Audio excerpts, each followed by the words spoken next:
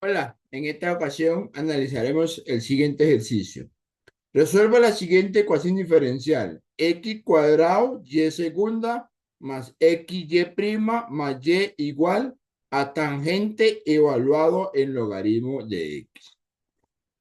Bueno, por la forma en que está redactado este término que está a la izquierda, claramente es una ecuación diferencial de Euler, en este caso de orden 2.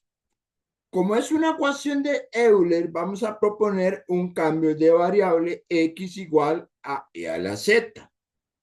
En clase se explicó que cuando uno tiene este cambio de variable, siempre se va a cumplir que xy' es igual a y' en variable z y que x cuadrado y segunda es igual a la segunda derivada de y en variable z menos la primera derivada de y en variable z. ¿Ok? Entonces, se había explicado cuál es la deducción para llegar a estas fórmulas que tenemos acá. Básicamente, lo que vamos a hacer es sustituir xy' y x cuadrado y' ahora en una ecuación diferencial en términos de la variable z. Es decir, vamos a hacer una transformación de variables de tal forma que la ecuación diferencial original se reescribe como y segunda de z menos y prima de z, que es la primera parte, más y prima de z, y en el caso de y ponemos y de z igual a tangente de z. Aclarar que si x es igual a y a la z, entonces el logaritmo x es igual a z, es decir, este logaritmo corresponde a z. De tal forma que si esta expresión se cancela con este de acá, porque son opuestos, llegamos a esta ecuación diferencial, que es una ecuación diferencial no homogénea de coeficiente constante donde la variable independiente es z. Ok.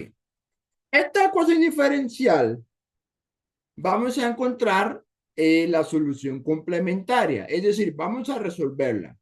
Para resolver esa ecuación que llamé 1, que es esta que está en cuadro azul, la solución complementaria es básicamente plantear la ecuación característica asociada a este término que está en el lado izquierdo. La ecuación característica sería m cuadrado más 1 igual a 0. Aquí obtenemos soluciones complejas y menos i. Recuerde que si las soluciones son de la forma y menos i, eso nos va a dar la solución y1 y y2 definido como el coseno y el seno. Hay que aclarar que la solución de momento depende de la variable z. Entonces, la solución complementaria sería C1Y1 más C2Y2, es decir, C1 por coseno de z más C2 por seno de z. Ahora, para encontrar la solución particular, vamos a resolverla por el método de variación de parámetros. En este caso, se va a proponer la solución particular. C1 es una función en términos de variable z por coseno más C2. En este caso es una función en términos de variable z multiplicado por el seno de z. Entonces, la idea es encontrar quién es este C1 de z y C2 de z. Básicamente, lo que vimos en clase fue que vamos a calcular un bronquiano, que es y1, la primera derivada de y1, y2 y la primera derivada de y2. Si y1 es coseno, la primera derivada es menos en. Si y2 es en, la primera derivada es coseno. Recuerda que como esto es un determinante de 2 por 2, se multiplica la diagonal, que por cierto, cos por cos da cos cuadrado, menos se multiplica la antidiagonal, sen de z por sen de z da sen cuadrado z, y aquí se pone un positivo porque este menos con el menos del cálculo determinante queda más. Y esto es una identidad pitagórica. Justamente esto que está acá, como es una fórmula conocida como identidad pitagórica, esa identidad pues nos da 1 en este caso. Por lo tanto, el bronquiano W nos da como resultado 1. Además, recuerde que tenemos una función f de z que básicamente es la expresión que está aquí en el lado derecho, que solo depende de la variable independiente, y el coeficiente principal, en este caso, el que acompaña a la segunda derivada, como el coeficiente principal vale 1, eso quiere decir que la sub 0, que es el coeficiente principal, vale 1. ¿Por qué es necesario estos dos términos? Porque para calcular W1 y W2 recurrimos a esta fórmula. 0 f de z entre a sub 0, y2 y la primera derivada de y2.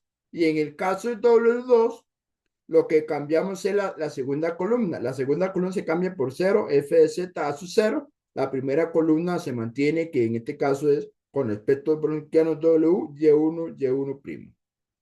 Bueno, si uno sustituye y2 y su derivada, recuerde que dividir f de z entre 1 nos da el mismo f de z. Recuerde que para calcular este determinante basta con multiplicar la antidiagonal con un negativo delante, porque la diagonal nos da 0. Bueno, resulta ser que tangente de z multiplicado por seno de z, como tangente es igual a sen sobre cos, entonces al final sen por sen nos da sen cuadrado dividido entre un coseno, con un negativo delante. Y en el caso del segundo browniano queda coseno menos sen de z y la segunda columna 0 tan de z. Si multiplicamos la diagonal nos da coseno por tangente. Recuerde que la antidiagonal da 0. Y de igual forma, como tangente es sen sobre cos, este coseno se cancela con un coseno y nos queda finalmente el seno. De esta forma, ya podemos calcular la C1 de Z, que la C1 de Z es la integral de W1 entre W. Bueno, básicamente recuerde que W era 1, por lo tanto solo queda la expresión W1. Aquí lo que hacemos es, bueno, este menos lo podemos sacar fuera de la integral, de hecho al final este menos siempre va a quedar afuera. Sen cuadrado es igual a 1 menos cos. De hecho, es la identidad pitagórica. Como yo sé que sen cuadrado más cos cuadrado da 1, si uno hace un despeje, llega a esto. Esto es gracias a la identidad pitagórica. Ahora bien, como aquí tengo una recta con un común denominador, se separa 1 entre cos, menos se separa cos cuadrado entre cos, que por cierto, 1 sobre cos da secante y cos cuadrado sobre cos se cancela una potencia y queda cos. La integral de secante es logaritmo en valor absoluto de secante de z más tangente de z menos, y la integral de cos en este caso es, bueno, en este caso es sen con un menos delante. El menos que está aquí, este menos que está aquí, lo que va a pasar es que queda aquí menos y aquí queda más por la ley de signos menos por menos. Al final llegamos que esta expresión es la C1Z. En el caso de la C2Z es la integral de W2 entre W. En este caso como W vale 1, entonces solo queda el seno y la integral de seno es menos coseno. De esta forma, la solución particular sería todo esto, que hay que aclarar que todo esto que está aquí, todo esto que está aquí en esta primera parte, es lo que hicimos C1 de Z multiplicado por el coseno menos todo esto que está acá viene siendo la C2 de Z multiplicado por el seno. Ahora bien, finalmente para dar la respuesta final, vamos a regresarnos al cambio de variable. Como Z es igual al logaritmo de X, entonces, donde aparece Z y Z en la solución complementaria, lo cambiamos por logaritmo X y logaritmo X. De tal forma que esto que está aquí, C1 por coseno logaritmo X más C2 por seno logaritmo X es la solución complementaria. Y en el caso de la solución particular, donde aparece Z, Z, Z, Z, Z y Z, lo cambiamos por logaritmo X. De tal forma que toda esta expresión que está aquí, paréntesis cuadrados, menos logaritmo En este caso sería logaritmo en valor absoluto de secante logaritmo X más tangente logaritmo X. Aquí simplemente hacer la observación de que aquí debemos cerrar un valor absoluto. Aquí cierra un valor absoluto. Más seno logaritmo X multiplicado todo eso por coseno menos coseno logaritmo X por seno logaritmo X.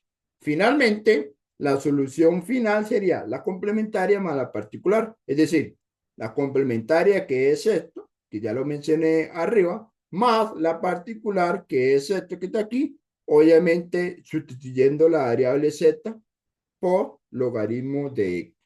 De esta forma hemos resuelto dicha ecuación diferencial de Euler, pero la solución resultante, la ecuación diferencial resultante, se resolvió mediante variación de parámetros.